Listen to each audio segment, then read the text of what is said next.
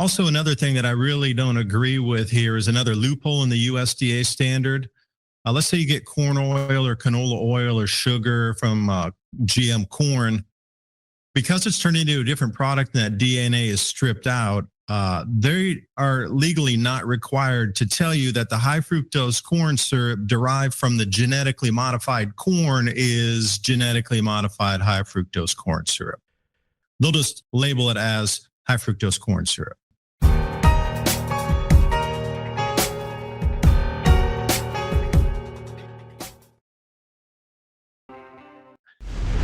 Fair warning, you might not want to be eating while you listen to the broadcast tonight, or be prepared to spit it out. Eat at your own risk. Now, more so these days, it is becoming harder to find safe options to eat.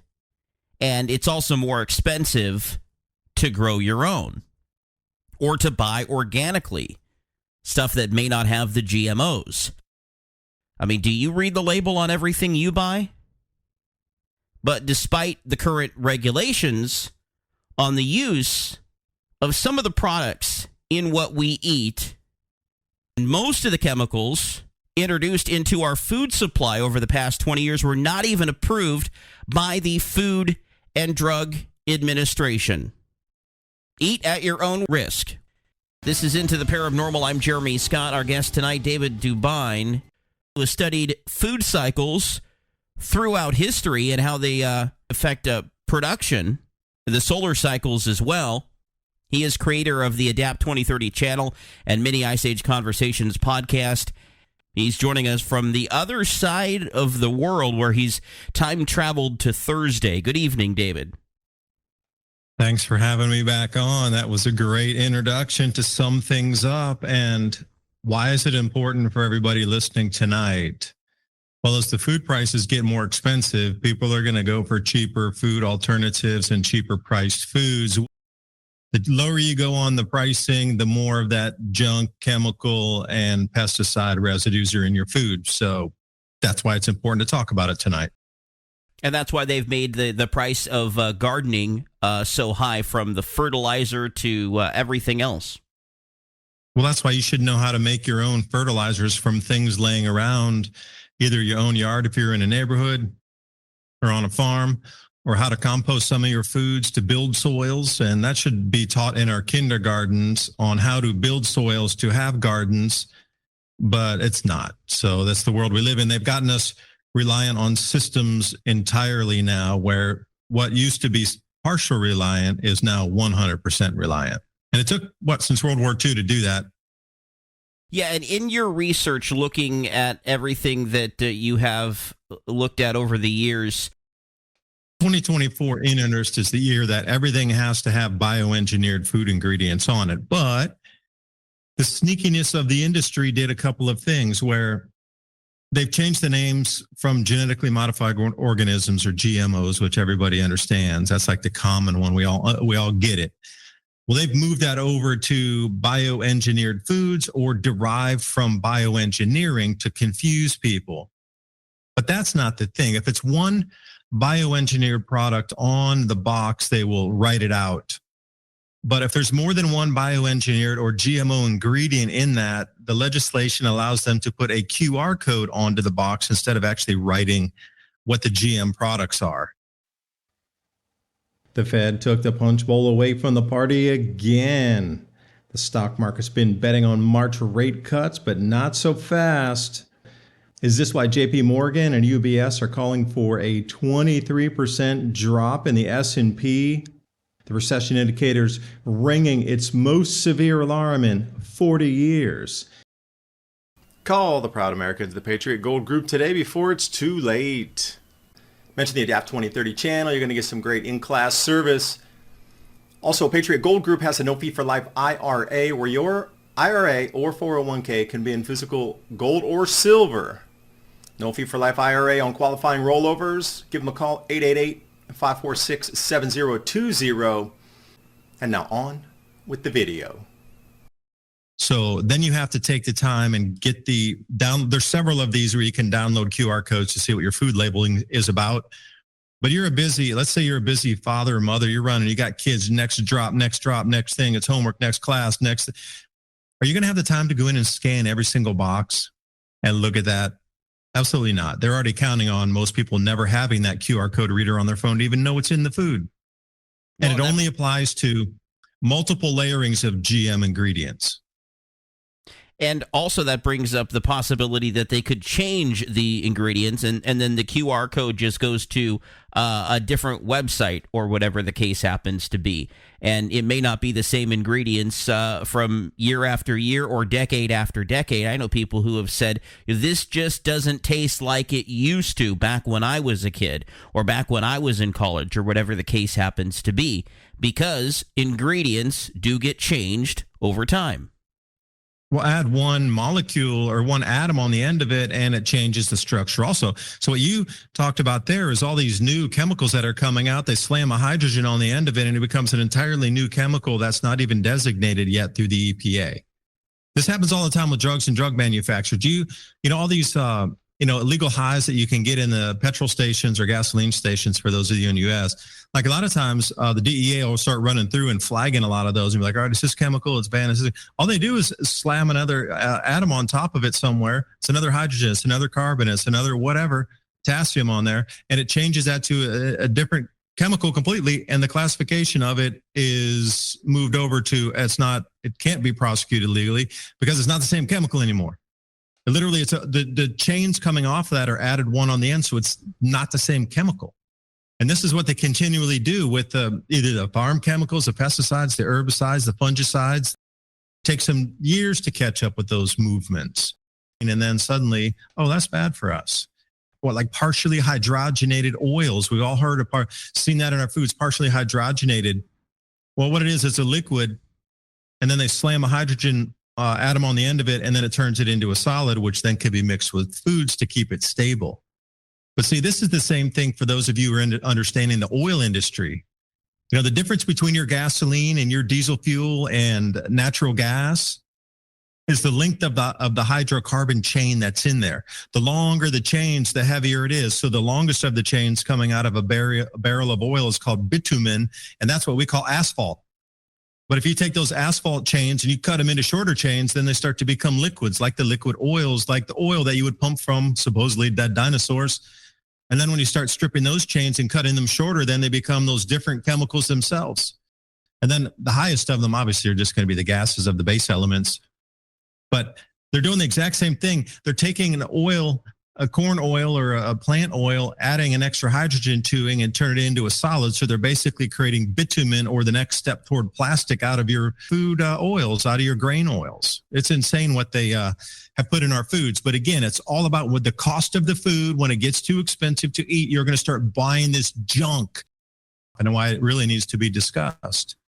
Because those companies, they have to make a buck too, and so they will resort to lesser quality additives and to put into their products so that they don't have to raise prices, or so that they can increase their prices, their profits rather. Well, that would include the base grains too. Where does it come from? Does it come from a flooded area where water wicked up into the silo, and the top half of it was still good for delivery, but the bottom half was not even? It would have to be destroyed because it wouldn't even meet animal feed regulations. Just a quick 101 on this. There's a huge amount of grain stored up and down the Mississippi River in things called grain silos.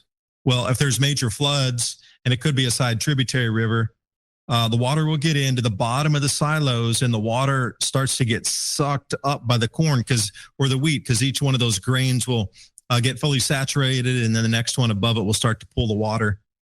And it goes up, and they call it wicking. So even if you have a 10-foot flood, you might have 30 feet of wick going up the silo there. And the top part will still be dry enough and good, but who's going to want to buy that? Nobody. They generally have to destroy the entire silo. But in this day and age, they'll buy that top half. And then you're already starting with the base problem, like what is the base ingredient used? These are the things we're dealing with now with food prices becoming so high, and those companies trying to save on cost. Labeled crops as genetically modified. Now, when you get that GM crop, you should be told that it's in your food, but the new bioengineering laws that were passed allow to put QR codes that'll hide it from view from your eyes. But also another thing that I really don't agree with here is another loophole in the USDA standard. Let's say you get corn oil or canola oil or sugar from GM corn. Because it's turned into a different product and that DNA is stripped out, they are legally not required to tell you that the high fructose corn syrup derived from the genetically modified corn is genetically modified high fructose corn syrup. They'll just label it as high fructose corn syrup. And see, this is where the consumer gets caught in the middle here is at the end product of what is made versus the beginning of it, they're trying to split the hair now. Well, it's not really GM because, the way we split that away from the DNA got ripped out of it. So in the product of the corn sugar itself, it doesn't actually have the DNA like the corn itself from the corn kernel with the germ and this sort of thing.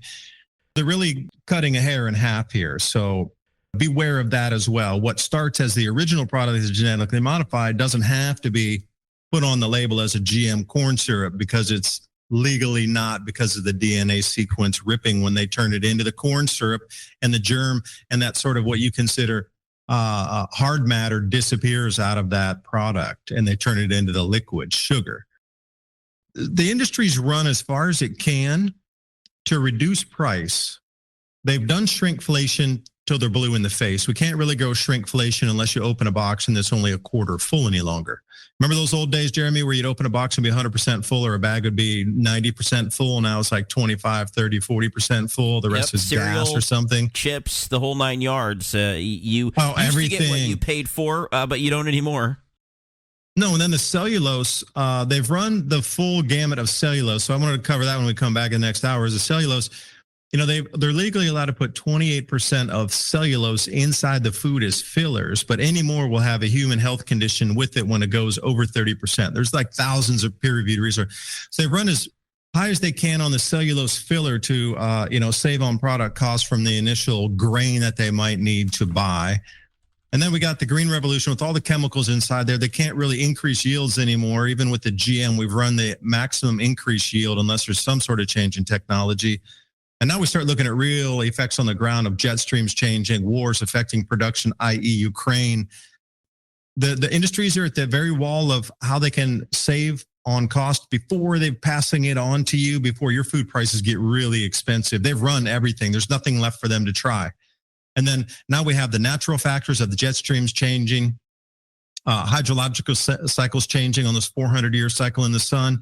And then we got this war cycle also where, we got disrupted shipping lanes, products are not available. And then we also have Ukraine and not going to be exporting, 20 million tons of grain are going to disappear off the market. But nature's throwing curveballs at us too with production all across every crop zone in the world right now. You add all these factors up, and then what's going to be left for most of the consumers? They're going to go for the bargain basement, cheapest junk they could possibly get because that's all they'll be able to afford. You don't have any choice, and it's all about the quantity in which you consume. But we don't put warnings on these, pesticides or some of these chemicals, at least to the extent that really spells it out, that these literally are things that do not break down. They're around forever. You never get rid of them, and they have a long-lasting effect on the environment. And we're talking about, some of what is in our food supply, because you are what you eat. You were going to tell us about what's known as cellulose. Let's all step back to COVID for a moment. Remember when they said, you're not a horse, don't eat ivermectin. Well, cellulose is basically plant fiber. You're not a termite, so don't eat cellulose, is basically the messaging I could broadcast now in this day and age. You're not a termite, stay away from cellulose. Cellulose is derived from the number one, the highest quality cellulose comes from bagasse, which is a product of sugarcane. So if you've ever seen sugarcane in your real life, in the middle is that very white, porous, spongy, fibrous. After they squeeze it, they break that down, they bleach it, they powderize it, and when it mixes with water, it's transparent. So the number one highest grade that you can get from that is from sugarcane bagasse cellulose. And then there's different ranges of it, and you can come down with sorghum. There's just an enormous amount of different cellulose types that are used. This is the whole thing that was being discussed, is what they can put in the food to make it look bigger. And when you said things just taste different, well, if you go from Cheerios, which were 99% of your oats, and then you fill it with 30% of non-flavored bagasse cellulose, that then you have to make it flavored to make it taste like the rest of the product that it's mixed with. First, the texture will be different, but then secondly, the flavor will be different. And another thing that disturbs me is on food labeling, there's nowhere that it has to show you legally how much of that product is cellulose. If they're going to tell you that there's GM product in it, is it not fair that you should tell me how much of that product is made from wood pulp, basically? Yeah, I mean, if you want to eat wood, then go ahead. If you want to eat bugs, to each his own, but at least tell us that we're eating wood and bugs. That's not very good for marketing. You are fired as our marketing director. You should go hang out with the Bud Light crew, bro. Yeah, it is all about the marketing. It's all about the money. Because I am cleanly telling you right now what's happening with the farmer protest across Europe and the way the food prices are going to continue to rise with inflation, that a lot of people are going to get relegated down to eating this 3 meals a day, 7 days a week. Please, if you're hearing my voice, get seeds right now and learn how to start a garden. You will need fresh foods to supplement. So you have greens and other types of foods. You can grow your own sugar beets. You can learn how to process your own sugar beets into the sugar so you don't have to buy the sugars from the store that have been run through all these processes as well. You can raise bees and have your own honey. You can trade with other people. If you have extra vegetables, you can get some other cleaner product that you might need, like honey from somebody else if you were to trade them, XYZ fruit. There's an enormous amount of things to do to get off or break away 100% reliance on this system. But not a lot of people are implementing. But I bet when the price point gets high enough and there's enough pain, people will finally start to trigger or shift. Do you think they'll pivot away maybe?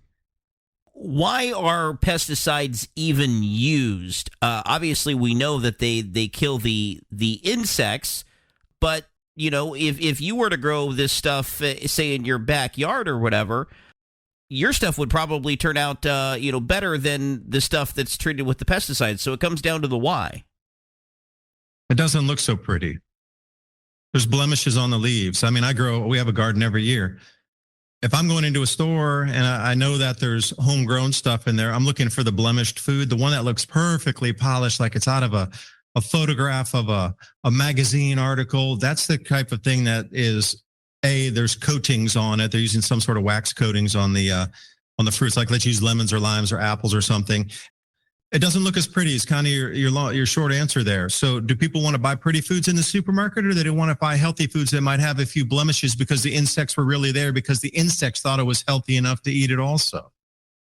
As long as they're not genetically modified. The insects, that is, the bugs. I tried the crickets one time. I don't recommend the crickets. Just not any good, at least in my opinion. What I had. I'm sure there's some ways to make them a little bit more tasty, or to combine them with other foods to where you may not even notice them. Yeah, I wanted to come back to the farmer protest for a second, because this is not getting a lot of coverage in the United States. It is in Europe, obviously, because their food supplies are being disrupted right now. But in America, they're trying to not let the cat out of the bag. There's a couple of things happening in order of large to small. The farmers realize that they control the food and they can withhold it from the market, and then governments will change because angry citizens with higher food prices and lack of availability or ability to even, supermarkets are stripped bare in Europe in many, many places. So the farmers are withholding the food and deliveries the best they can into the supply chain, which is causing food to run out in regular neighborhoods. And then people are starting to complain to the government. So the farmers realize they have the power. The farmers have finally realized, coming together across all nations, if they all do the same momentum swing move and all prevent food from reaching the destination, and then also not selling the food. There's no legal obligation for them to sell food to anybody. So they're like, nope, we'll take a pass this time. You know, you're going to try to bankrupt our farms and confiscate the land anyway, so no, we're not going to sell to you. Because the large box retailers, the number one was Aldi, who would try to lowball the price and get them to bid in the same with dumped Ukrainian grain prices at 20% below market value. So let's say a farmer in Germany was trying to sell their grain into the co-op or into a buyer contract bid. They would just swing over and say, no, look, we can get this 20% cheaper from Ukraine. Take the price or leave it. And then the German farmers are like, well, we're going to lose 20% of what we thought would be revenue to keep our farms running. So the farmers have gotten the upper hand on the government over there to realize that unity moves agendas or backs them off and removes them. See, the whole thing was they were going to have to pay up to 100% increase for nitrogen and phosphorus fertilizers because of CO2 taxes. The nitrogen fertilizers were going to cost double the price for the farmers this year. And next was when it really hit. Phosphorus also is another, you need that during flowering period. That was going to be another 100% tariff on that imported. So if the fertilizers came from Africa, if they came from Russia or whatever, it didn't matter where, they were going to be hit with a CO2 tax at 100%. And then there was a new law that was passed. So if you were to buy a tire now, you would have to pay for the disposal and a recycling fee now, not when you needed a new tire 10 or 12 years from now. You had to pay those fees upfront now. The farmer protests are not just about one single thing. They would frame it, the media would love to frame it as just one issue and that's it. The thing they're trying to hide, the largest elephant in the room is that all the farmers have come together and now are making the citizens change the government for them. But beyond that, there were 7 or 8 different new taxes and new tariffs and penalties. Another penalty was a new one that started this year. If you're a farmer, and let's use 5 acres as an easy number here, and you apply your nitrogen fertilizer to 5 acres of corn, they're using LIDAR and different layers in GIS mapping specific for runoff. And what they would do is if your nitrogen during rain had run off of your land, you were penalized. You were given a penalty because your fertilizer runoff had gone beyond your actual land ownership or demarcations of your property lines. That was another thing that was being added in. And it just never stopped. The amount of taxes, and the main goal was to take away the land to rewild it. And if anybody's seen that the new laws for rewilding have been passed in Europe, where they now are going to bring nature back to considered good condition. But a farm is considered a bad condition nature environment. So what they're going to do is, and this was the whole plan anyway, confiscate the farms and rewild them. But Jeremy, let me throw the most nefarious thing is, remember, we keep hearing from the World Economic Forum and that they wanted to take away and limit the world's food supply to cause starvation. But the way the thing is so nefarious in Europe is they pass so many laws and legislation and penalties, et cetera, that they have the farmers cutting off the food supply to the populace to enact regulatory change that the food supply is stopped. The same exact outcome was reached that the World Economic Forum wanted, but it wasn't the WEF on high making the food stop. It was the farmers who have now stopped the food supply. And think about the metrics on that. That was the plan, to get the food supply to start stopping around the world in different locations. But if the on high unelected bureaucrats did it, there would be everybody on the street would be rioting, and the entire nation's populace would stand up at once and say no. But what they did is they passed so many regulations. They knew this would be the outcome, that the farmers would be pushed to the edge with no hope, back against the wall, and they would all do something in unison.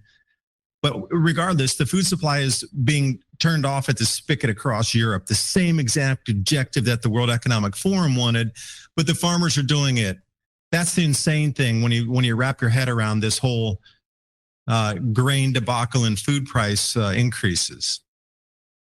Or maybe they're just keeping the products for themselves, as they say, fend for yourself, and it's not getting out into the supply chain because, the farmers don't want to have to sell it commercially because of all these wild regulations, which is another impact that could have. Yeah, and on the break, the news was talking about Ukrainian grain slowing down. So I have actually a slide I was going to use in a video later tonight, but I'll give it here first. So the Ukrainian grain exports in March decreased down to 270,000 tons from 641,000 tons the same period last year. So if we're looking at Ukrainian grain exports out of Ukraine, that's a massive drop. Staggering amounts of grain that are not going to be there for developing nations, i.e. Africa and other more lesser developed economies rely on this grain from Ukraine. They call it deep water Black Sea ports. That's where 95% of the grain shipped from.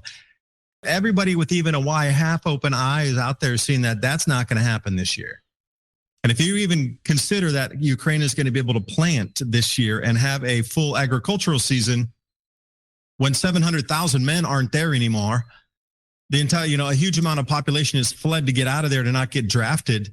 Where's the labor supply to even put the crops in the ground, or where's the supply chain? There's none. The roads are broken. All the irrigation's bombed out. It's going to go incredibly low. There might be something west of Kyiv, and otherwise we're looking at an extremely low grain supplies, which is then going to pull from somewhere else. So if you think these food prices are 8.8% from a year ago, are you kidding me? I will take that 8% and trade you my 50% any day of the week. These numbers are lies straight up that they're giving to the populace about how much food supply or percentages are rising up. And what do you think about the studies that are saying that, we shouldn't grow our food in these small farms because that has more of a carbon footprint than, the stuff that's grown in big chunks? That's nothing more than to try to get you back onto the supply chain that you've left because you're growing your own food. They're trying to get you back under control again. I mean, if you are making your own fertilizer, as part of that fertilizer process called composting is breaking something down that does release CO2.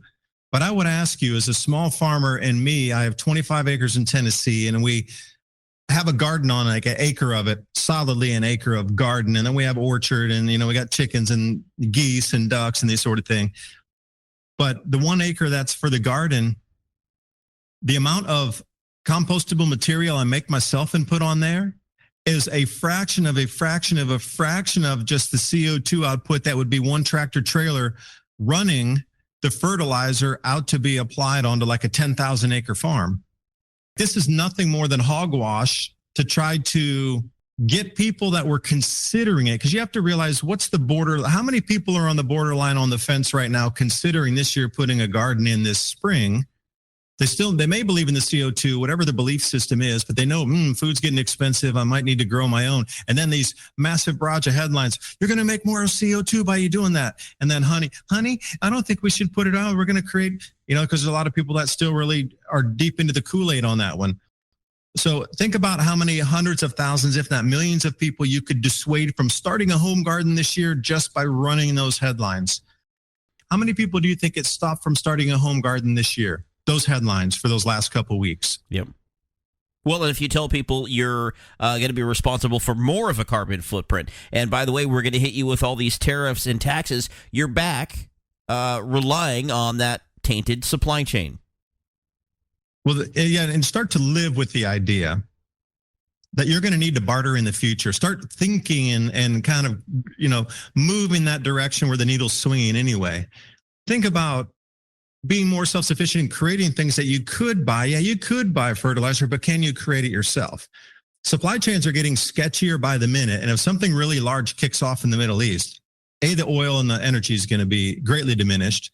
And then supply chains are going to get cut even further. And, if you think you're going to find farm tools just laying around over there at your local hardware store, they're going to be totally sold out. And if you think you're just going to go find your Scott's Turf Builder, whatever, or the XYZ little spray and apply fertilizers everywhere, they just won't be there. The mind frame is right now understanding where the world is going to and front running it. Because I always like Wayne Gretzky. Anybody out there, hockey players?